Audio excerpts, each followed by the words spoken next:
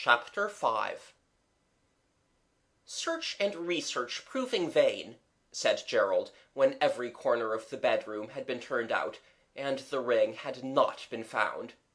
"The noble detective hero of our tale remarked that he would have other fish to fry in half a jiff, and if the rest of you want to hear about last night—" "Let's keep it till we get to Mabel," said Kathleen heroically. "The assignation was 10:30, wasn't it? Why shouldn't Gerald gas as we go along?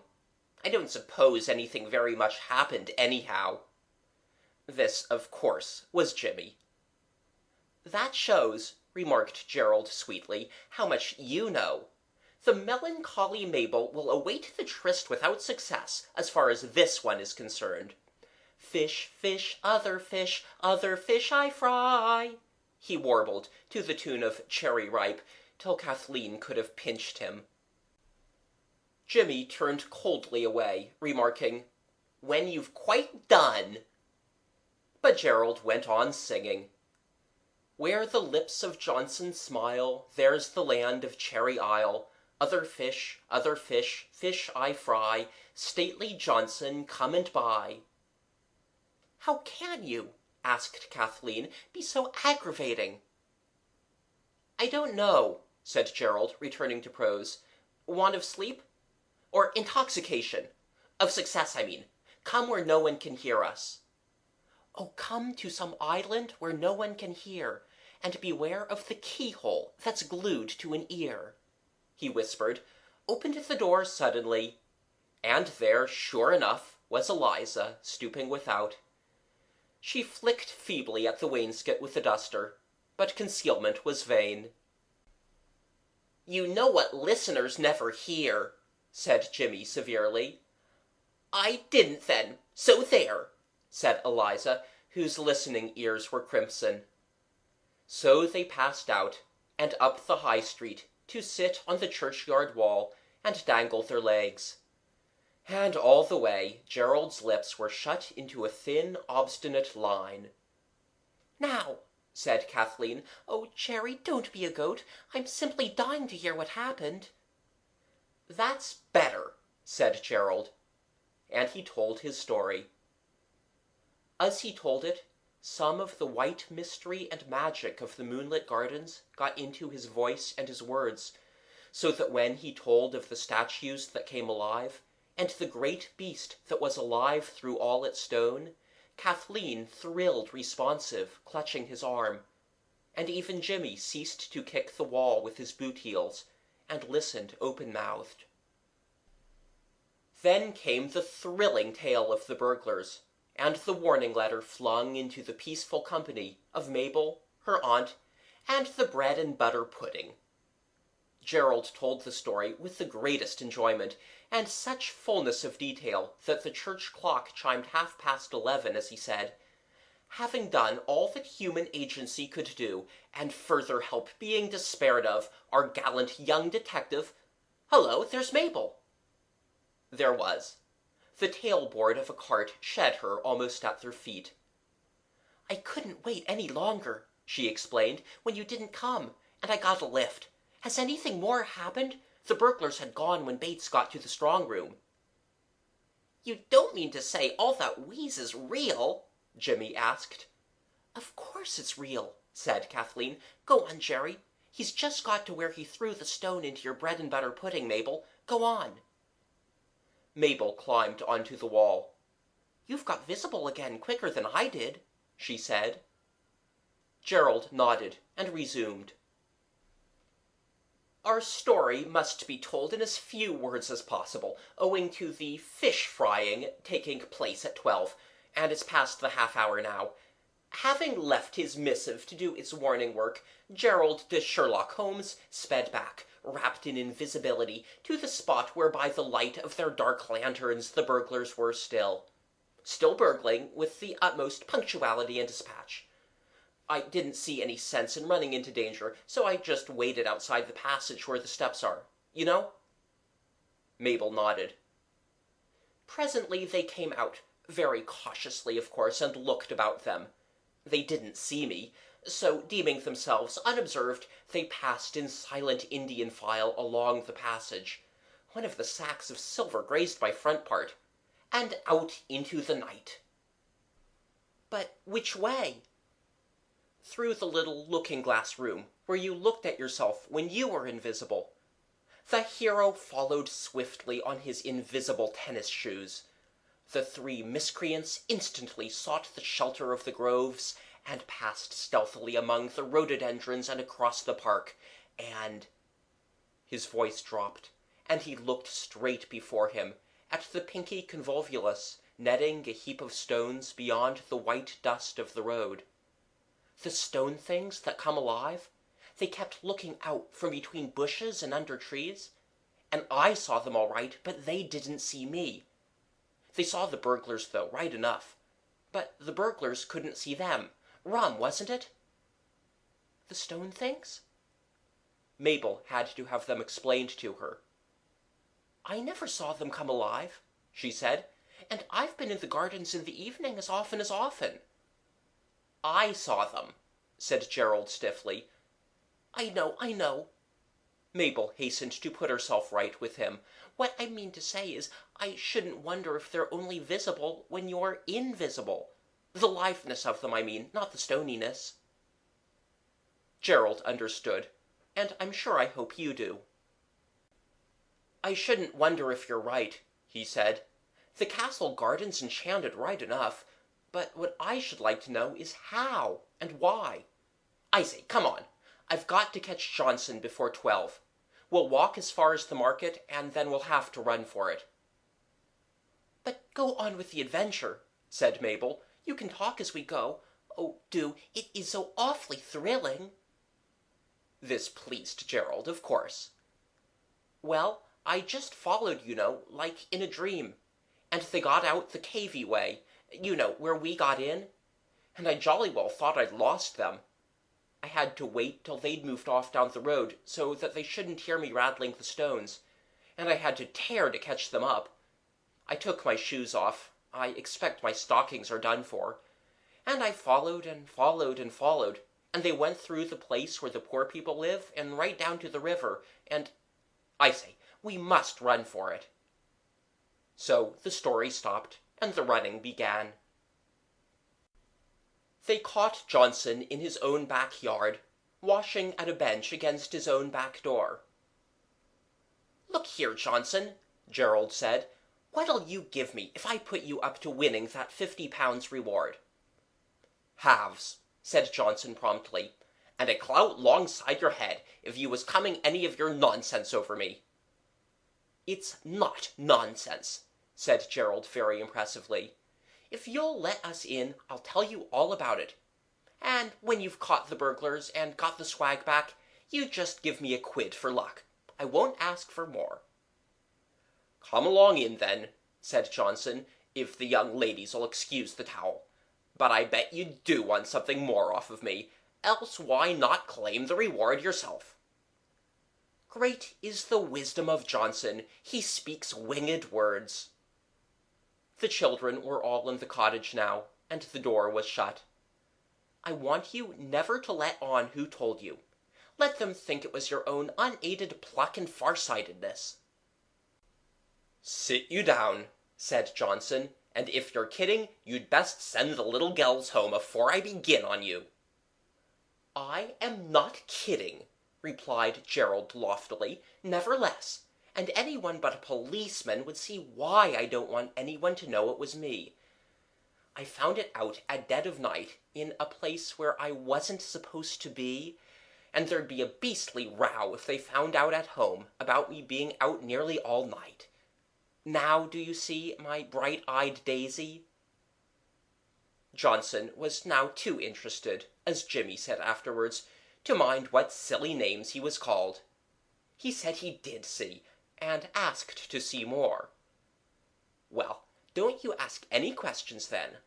I'll tell you all it's good for you to know. Last night, about 11, I was at Yalding Towers. No, it doesn't matter how I got there or what I got there for. And there was a window open, and I got in, and there was a light. And it was in the strong room, and there were 3 men putting silver in a bag. Was it you give the warning, and they sent for the police? Johnson was leaning eagerly forward, a hand on each knee. Yes, that was me.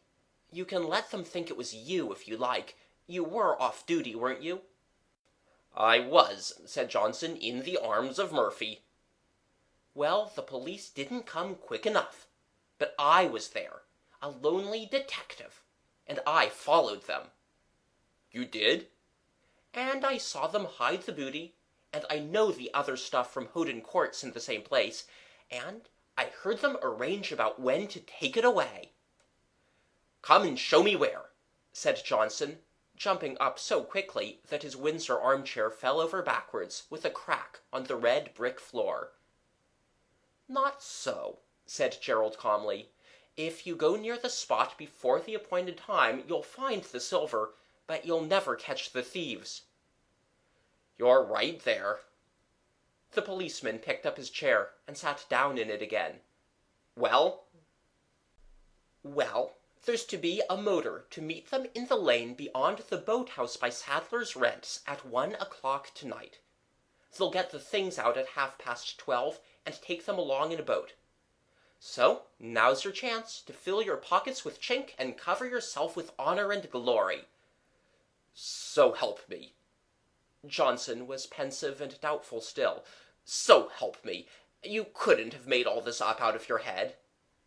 Oh, yes, I could, but I didn't. Now, look here. It's the chance of your lifetime, Johnson. A quid for me and a still-tongue for you, and the job's done. Do you agree? Oh, I agree right enough, said Johnson. I agree. But if you're coming any of your larks— Can't you see he isn't? Kathleen put in impatiently. He's not a liar. We none of us are. If you're not on, say so, said Gerald, and I'll find another policeman with more sense. I could split about you being out all night, said Johnson.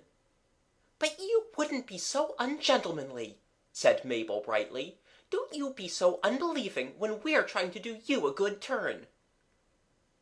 If I were you, Gerald advised, I'd go to the place where the silver is, with 2 other men. You can make a nice little ambush in the wood yard. It's close there. And I'd have 2 or 3 more men up trees in the lane to wait for the motor car.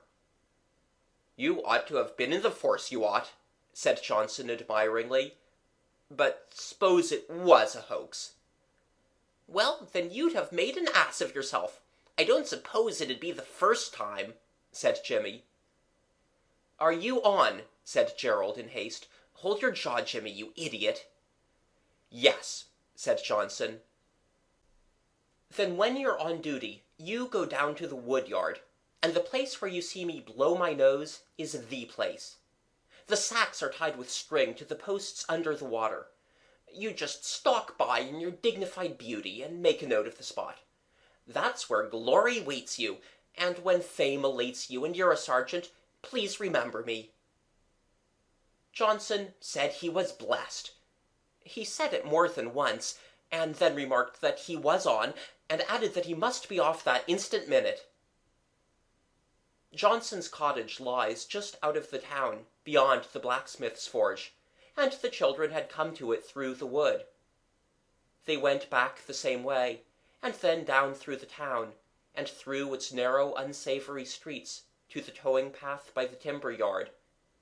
Here they ran along the trunks of the big trees, peeped into the saw-pit, and the men were away at dinner, and this was a favorite play-place of every boy within miles, made themselves a seesaw with a fresh-cut, sweet-smelling pine-plank and an elm root. What a ripping place, said Mabel, breathless on the seesaw's end. I believe I like this better than pretending games, or even magic. So do I, said Jimmy. Jerry, don't keep sniffing so. You'll have no nose left. I can't help it, Gerald answered. I daren't use my hanky, for fear Johnson's on the lookout somewhere unseen. I wish I'd thought of some other signal. Sniff. No, nor I shouldn't want to now if I hadn't got not to. That's what's so rum. The moment I got down here and remembered what I'd said about the signal, I began to have a cold, and thank goodness, here he is." The children, with a fine air of unconcern, abandoned the seesaw. "Follow my leader," Gerald cried, and ran along a barked oak trunk, the others following. In and out and round about ran the file of children, over heaps of logs, under the jutting ends of piled planks, and just as the policeman's heavy boots trod the towing path, Gerald halted at the end of a little landing stage of rodden boards with a rickety handrail, cried "Pax!" and blew his nose with loud fervor. "Morning," he said immediately. "Morning," said Johnson. "Got a cold, ain't you?" I shouldn't have a cold if I'd got boots like yours," returned Gerald admiringly. "Look at them.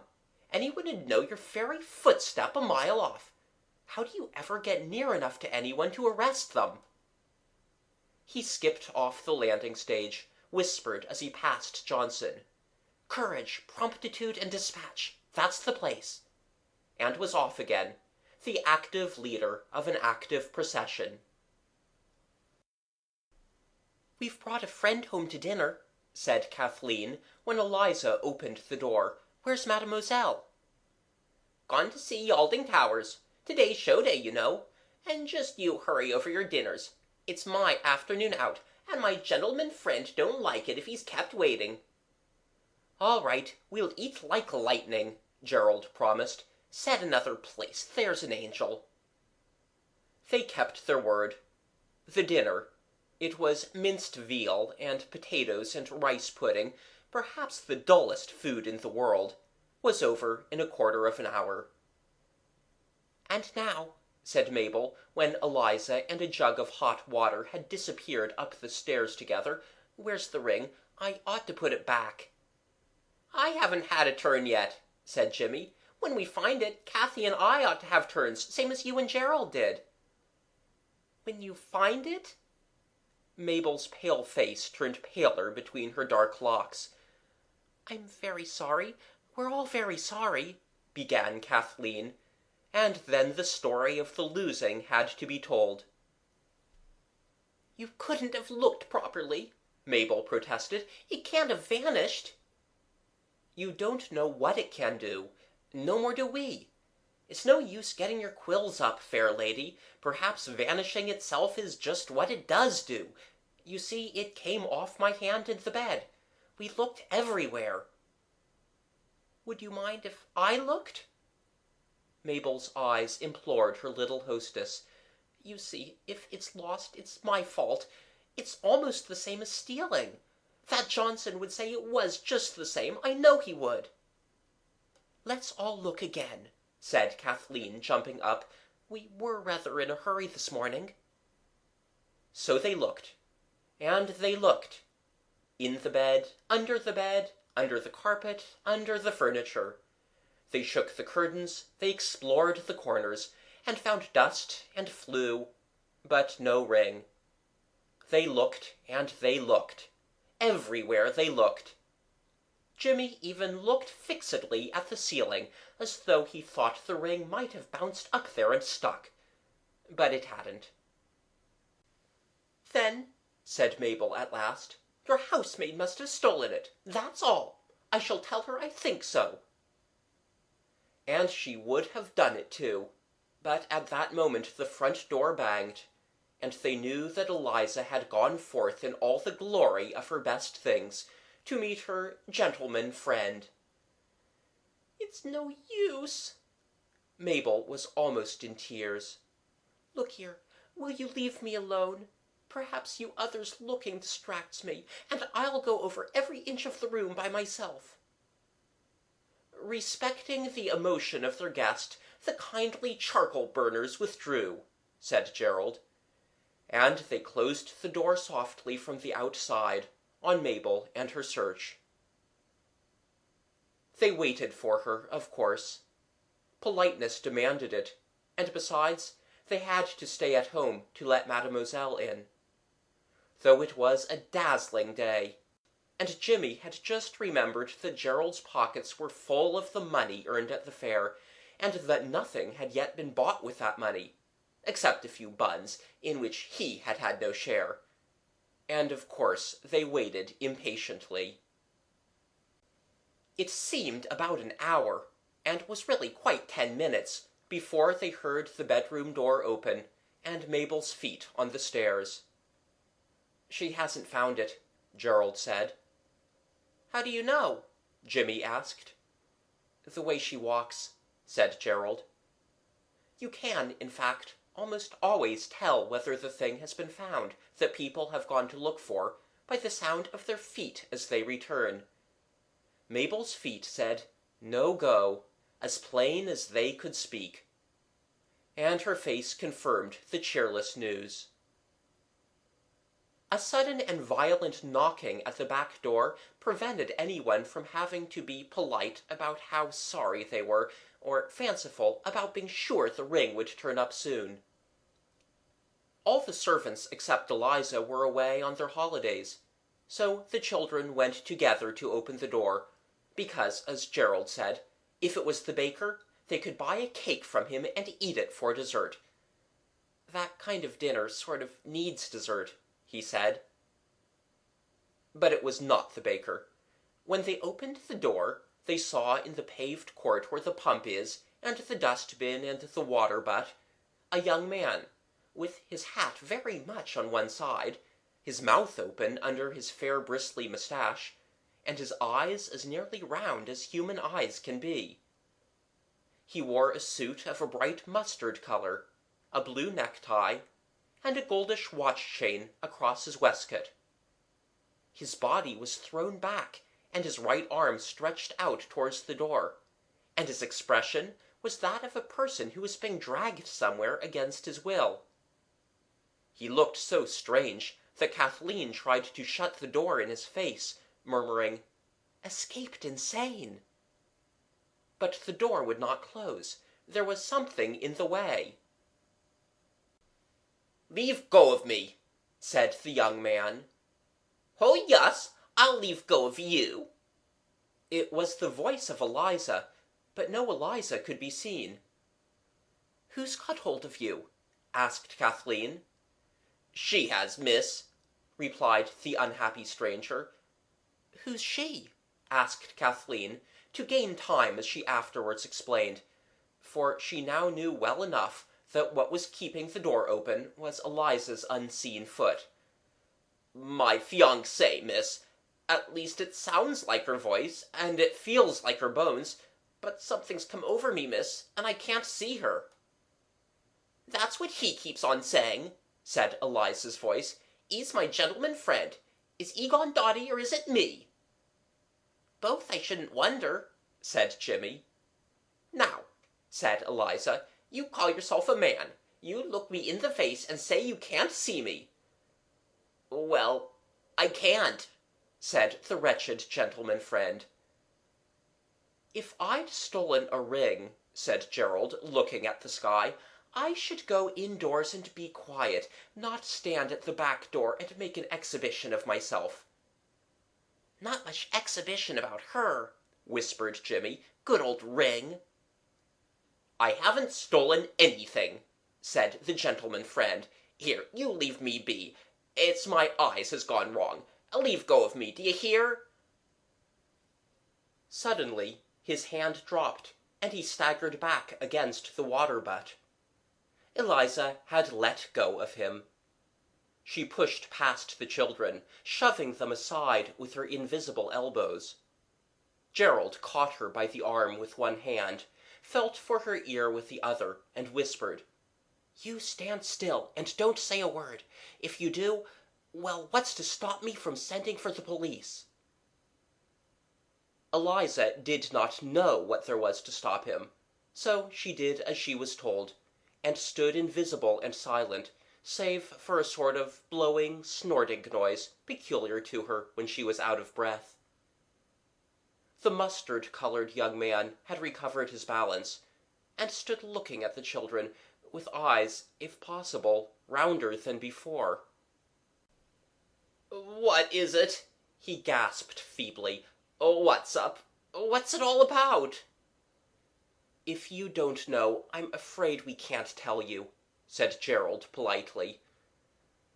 "Have I been talking very strange-like?" he asked, taking off his hat and passing his hand over his forehead. "Very," said Mabel. "I hope I haven't said anything that wasn't good manners," he said anxiously. "Not at all," said Kathleen. "You only said your fiancée had hold of your hand and that you couldn't see her." "No more I can." "No more can we," said Mabel.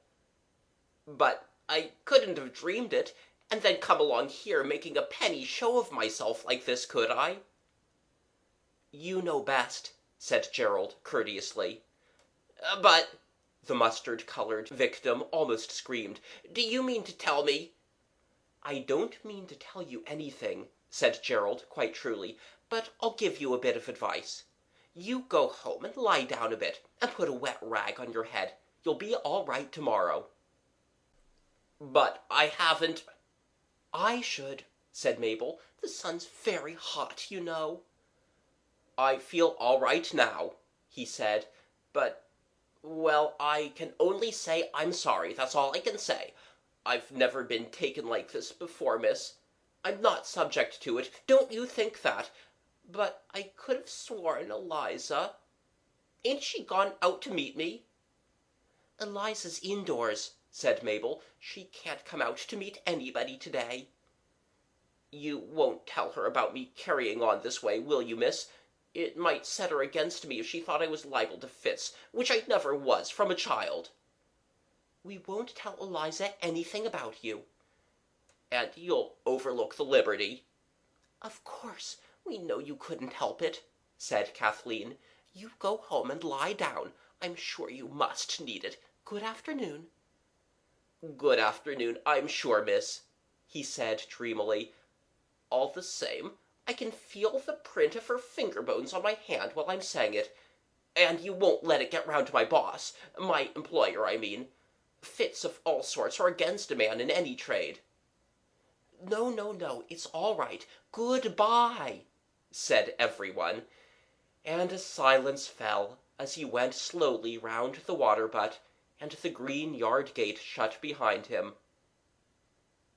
The silence was broken by Eliza. "Give me up," she said. "Give me up to break my heart in a prison cell." There was a sudden splash, and a round wet drop lay on the doorstep. "Thunder shower," said Jimmy, but it was a tear from Eliza. "Give me up," she went on. "Give me up." Splash. "But don't let me be took here in the town where I'm known and respected." Splash. "I'll walk 10 miles to be took by a strange police, not Johnson as keeps company with my own cousin." Splash. "But I do thank you for one thing. You didn't tell Elf as I'd stolen the ring. And I didn't." Splash. "I only sort of borrowed it, it being my day out, and my gentleman friend such a toff, like you can see for yourselves." The children had watched, spellbound, the interesting tears that became visible as they rolled off the invisible nose of the miserable Eliza. Now Gerald roused himself and spoke. "It's no use your talking," he said. "We can't see you." "That's what he said," said Eliza's voice. "But—" "You can't see yourself," Gerald went on. "Where's your hand?" Eliza, no doubt, tried to see it, and of course failed. For instantly, with a shriek that might have brought the police if there had been any about, she went into a violent fit of hysterics. The children did what they could, everything that they had read of in books as suitable to such occasions, but it is extremely difficult to do the right thing with an invisible housemaid in strong hysterics and her best clothes. That was why the best hat was found later on to be completely ruined, and why the best blue dress was never quite itself again. And as they were burning bits of the feather dusting brush as nearly under Eliza's nose as they could guess, a sudden spurt of flame and a horrible smell, as the flame died between the quick hands of Gerald, showed but too plainly that Eliza's feather boa had tried to help. It did help. Eliza came to with a deep sob and said, "Don't burn me real, Ostrich Stole. I'm better now." They helped her up, and she sat down on the bottom step, and the children explained to her very carefully and quite kindly that she really was invisible, and that if you steal, or even borrow, rings, you can never be sure what will happen to you. "But have I got to go on stopping like this?" she moaned, when they had fetched the little mahogany looking-glass from its nail over the kitchen sink, and convinced her that she was really invisible. "Forever and ever? And we was to have been married come Easter. No one won't marry a gal as he can't see. It ain't likely." "No, not forever and ever," said Mabel kindly, "but you've got to go through with it, like measles. I expect you'll be all right tomorrow." "Tonight, I think," said Gerald. "We'll help you all we can, and not tell anyone," said Kathleen. "Not even the police," said Jimmy. "Now let's get Mademoiselle's tea ready," said Gerald. "And ours," said Jimmy. "No," said Gerald, "we'll have our tea out. We'll have a picnic, and we'll take Eliza. I'll go out and get the cakes." "I shan't eat no cake, Master Jerry," said Eliza's voice, "so don't you think it. You'd see it going down inside my chest. It wouldn't be what I should call nice of me to have cake showing through me in the open air. Oh, it's a dreadful judgment. Just for a borrow." They reassured her, set the tea, deputed Kathleen to let in Mademoiselle, who came home tired and a little sad, it seemed, waited for her and Gerald and the cakes, and started off for Yalding Towers. "Picnic parties aren't allowed," said Mabel. "Ours will be," said Gerald briefly. "Now, Eliza, you catch on to Kathleen's arm, and I'll walk behind to conceal your shadow. My aunt, take your hat off. It makes your shadow look like I don't know what. People will think we're the county lunatic asylum turned loose." It was then that the hat, becoming visible in Kathleen's hand, showed how little of the sprinkled water had gone where it was meant to go on Eliza's face. "Me best 'at," said Eliza, and there was a silence with sniffs in it. "Look here," said Mabel, "you cheer up. Just you think this is all a dream. It's just the kind of thing you might dream if your conscience had got pains in it about the ring." "But will I wake up again?" "Oh, yes, you'll wake up again. Now we're going to bandage your eyes and take you through a very small door, so don't you resist, or we'll bring a policeman into the dream like a shot." I have not time to describe Eliza's entrance into the cave. She went head first. The girls propelled, and the boys received her. If Gerald had not thought of tying her hands, someone would certainly have been scratched. As it was, Mabel's hand was scraped between the cold rock and a passionate boot heel. Nor will I tell you all that she said as they led her along the fern-bordered gully and through the arch into the wonderland of Italian scenery.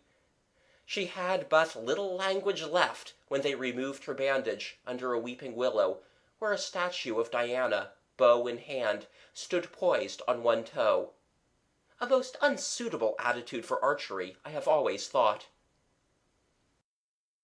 "Now," said Gerald, "it's all over. Nothing but niceness now, and cake and things." "It's time we did have our tea," said Jimmy. And it was. Eliza, once convinced that her chest, though invisible, was not transparent, and that her companions could not by looking through it count how many buns she had eaten, made an excellent meal. So did the others. If you want really to enjoy your tea, have minced veal and potatoes and rice pudding for dinner, with several hours of excitement to follow, and take your tea late. The soft, cool green and grey of the garden were changing. The green grew golden, the shadows black, and the lake where the swans were mirrored upside down under the temple of Phoebus was bathed in rosy light from the little fluffy clouds that lay opposite the sunset. "It is pretty," said Eliza. "Just like a picture postcard, ain't it? The tuppenny kind." "I ought to be getting home," said Mabel. "I can't go home like this. I'd stay and be a savage and live in that white hut if it had any walls and doors," said Eliza. "She means the temple of Dionysus," said Mabel, pointing to it. The sun set suddenly behind the line of black fir trees on the top of the slope, and the white temple that had been pink turned grey. "It would be a very nice place to live in, even as it is," said Kathleen. "Draughty," said Eliza, "and law, what a lot of steps to clean. What they make houses for without no walls to 'em, who'd live in—" She broke off, stared, and added, "What's that?" "What?" "That white thing coming down the steps. Why, it's a young man in statuary." "The statues do come alive here after sunset," said Gerald in very matter-of-fact tones. "I see they do." Eliza did not seem at all surprised or alarmed. "There's another of 'em. Look, them little wings on his feet, like pigeons." "I expect that's Mercury," said Gerald. "It's Hermes under the statue that's got wings on his feet," said Mabel. "But—" "I don't see any statues," said Jimmy. "What are you punching me for?" "Don't you see?" Gerald whispered, but he need not have been so troubled, for all Eliza's attention was with her wandering eyes that followed hither and thither the quick movements of unseen statues. "Don't you see? The statues come alive when the sun goes down, and you can't see them unless you're invisible, and if you do see them, you're not frightened, unless you touch them." "Let's get her to touch one and see," said Jimmy. "He's leapt into the water," said Eliza in a rapt voice. "My, can't he swim neither! And the one with the pigeon's wings is flying all over the lake, having larks with him. I do call that pretty. It's like cupids, as you see on wedding cakes. And here's another of 'em, a little chap with long ears, and a baby deer galloping alongside. And look at the lady with the bibby, throwing it up and catching it, like as if it was a ball. I wonder she ain't afraid. But it's pretty to see 'em." The broad park lay stretched before the children in growing greyness, and a stillness that deepened. Amid the thickening shadows they could see the statues gleam white and motionless. But Eliza saw other things. She watched in silence presently, and they watched silently, and the evening fell like a veil that grew heavier and blacker. And it was night, and the moon came up above the trees. "Oh!" cried Eliza suddenly, "here's the dear little boy with the deer. He's coming right for me, bless his heart." Next moment she was screaming, and her screams grew fainter, and there was the sound of swift boots on gravel. "Come on!" cried Gerald. "She touched it, and then she was frightened, just like I was. Run! She'll send everyone in the town mad if she gets there like that. Just a voice and boots. Run! Run!" They ran. But Eliza had the start of them. Also, when she ran on the grass, they could not hear her footsteps, and had to wait for the sound of leather on far-away gravel. Also, she was driven by fear, and fear drives fast. She went, it seemed, the nearest way, invisibly through the waxing moonlight, seeing she only knew what amid the glades and groves.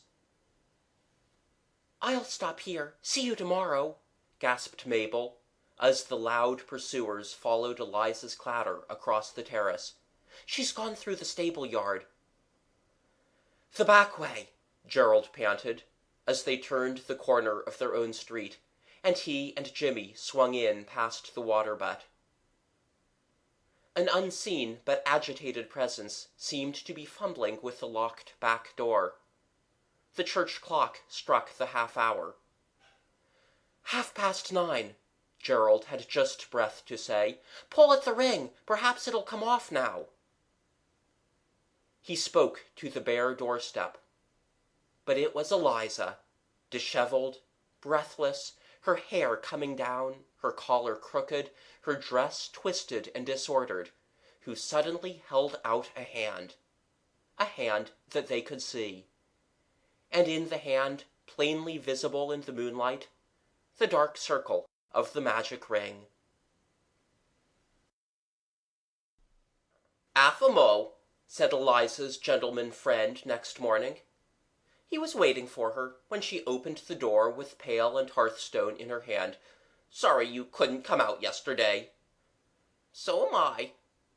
Eliza swept the wet flannel along the top step. "What did you do?" "I 'ad a bit of a headache," said the gentleman friend. "I laid down most of the afternoon. What were you up to?" "Oh, nothing particular," said Eliza. "Then it was all a dream," she said, when he was gone. "But it'll be a lesson to me not to meddle with anybody's old ring again in a hurry." "So they didn't tell her about me behaving like I did," said he, as he went. "Sun, I suppose, like our army in India. I hope I ain't going to be liable to it, that's all." End of chapter 5.